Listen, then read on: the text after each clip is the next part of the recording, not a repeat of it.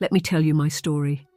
My name is Emily, and I was living an ordinary life in the city, dreaming of a change. One day, I received an unexpected job offer from a wealthy family living in a huge mansion in the countryside. The mansion seemed like something out of a Gothic novel, with its sprawling gardens and ornate rooms. But from the very first moment, I felt something strange in the air, as if the mansion was hiding dark secrets. When I first entered the mansion, a strange coldness crept over me. Mrs. Nora greeted me with a cold smile and introduced me to the children, Adam, Lara and Summer.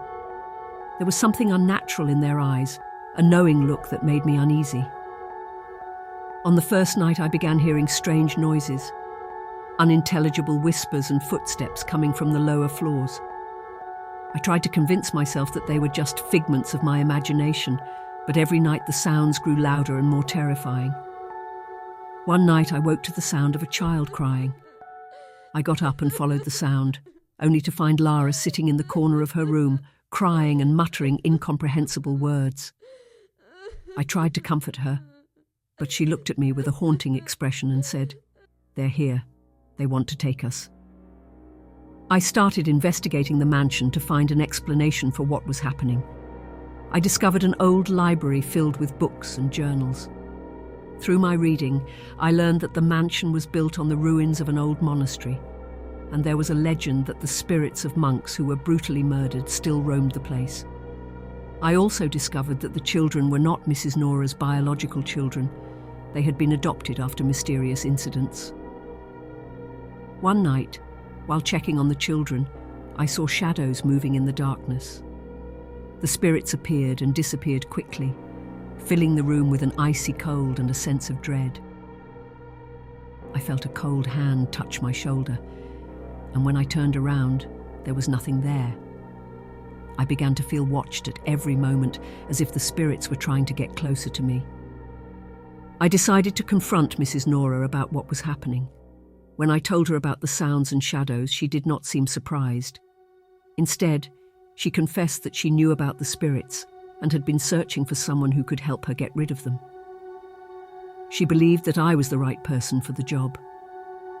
That night, the spirits attacked with greater force. I woke to the sound of the children screaming and rushed to their rooms. I saw shadows surrounding them, trying to get closer. I began reciting the incantations I had learned from the books and felt the spirits slowly retreating. But the attack was not over. The spirits returned every night with increasing intensity. As I continued to search the library, I discovered old journals detailing mysterious experiments conducted at the monastery before it was converted into a mansion. There were references to dark rituals and attempts to control malevolent spirits. I realized that the children were being targeted because they possessed a special energy that attracted these spirits. I decided to gather the children and protect them in one room. That night, the spirits attacked with unprecedented ferocity. The sounds were deafening and the shadows were thick. I recited the incantations with all my might, but the spirits grew more violent. Suddenly, the ground opened up and terrifying faces emerged from the depths, trying to take the children. I felt myself losing control as the spirits closed in on us. In a moment of desperation, I remembered an ancient incantation that spoke of sacrifice. Without hesitation, I decided to sacrifice myself to save the children. I began reciting the incantation and felt the spirits pulling me into the abyss. As I was being swallowed by the darkness, I looked at the children and saw the terror in their eyes. Suddenly, the spirits vanished and everything went quiet. I awoke to find myself in a small dark room, unable to move. This was the price I had paid. I was trapped between worlds, neither alive nor dead, but the children were safe. I now live in a world between life and death, watching over the children and protecting them from afar. My experience in the mansion was terrifying, but it taught me the power of sacrifice and love. I will continue to fight the malevolent spirits that try to approach them and protect them with all my strength. One night, as I watched over the children in my ghostly form, I noticed something strange. Mrs. Nora was performing a ritual I had never seen before. She was chanting in a language I didn't recognize, and the children stood around her, eyes vacant and expressions blank. I realized with horror that Mrs. Nora was not trying to protect the children from the spirits. She was controlling them. The spirits were not attacking the children. They were trying to free them from her control. Mrs. Nora had used the children's special energy for her own dark purposes all along. Filled with rage and a renewed sense of purpose, I knew I had to stop Mrs. Nora. I began to communicate with the spirits, learning that they were the souls of the monks who had been trapped by dark magic. They had been trying to break free and protect the children from Mrs. Nora's influence. Together we formed a plan to disrupt her ritual and free the children once and for all. As Mrs. Nora prepared for her final ritual, we launched our attack.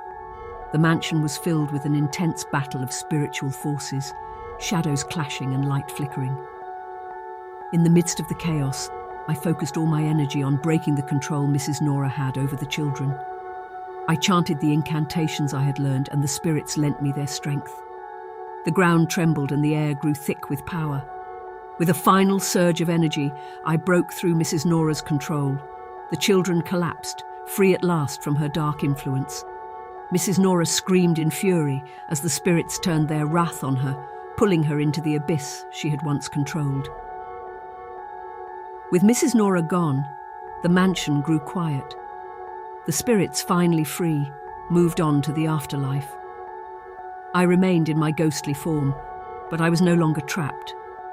I could move freely between worlds, watching over the children as they began their new life, free from the dark influences that had haunted them. The children grew up to be strong and happy, their memories of the dark times fading into the background. I continued to watch over them, my love and sacrifice ensuring their safety and happiness. Years later, as the children grew into adults, one of them, Adam, returned to the mansion. He was now a young man with a deep curiosity about his past. He wanted to uncover the truth about what had happened in the mansion.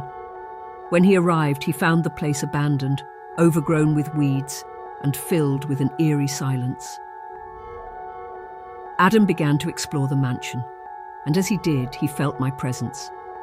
He didn't know what it was, but he felt drawn to certain rooms, as if guided by an unseen hand. In the library, he discovered my old journals and began to piece together the story of my sacrifice.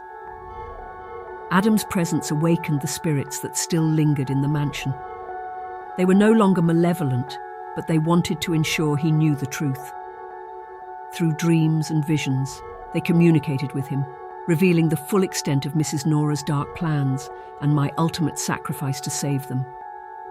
Moved by the revelations, Adam decided to restore the mansion, not as a place of darkness, but as a sanctuary for those seeking refuge from the supernatural. He wanted to honor my memory and the spirits of the monks who had protected them. I watched with pride as Adam transformed the mansion into a place of healing and learning. He invited experts in the paranormal, historians, and those who had experienced supernatural events to come and find solace and understanding. Though I remained a ghost, my spirit was at peace. I knew that my sacrifice had not been in vain. The mansion, once a place of horror, had become a beacon of hope. I continued to watch over Adam and all who came to the mansion, ensuring that no darkness would ever again take root there. This is my story, a tale of darkness, sacrifice and redemption. Even in death, I found a way to protect and guide those I loved, turning a place of nightmares into a haven of light. Let me know in comments if you like it, and don't forget to like and subscribe.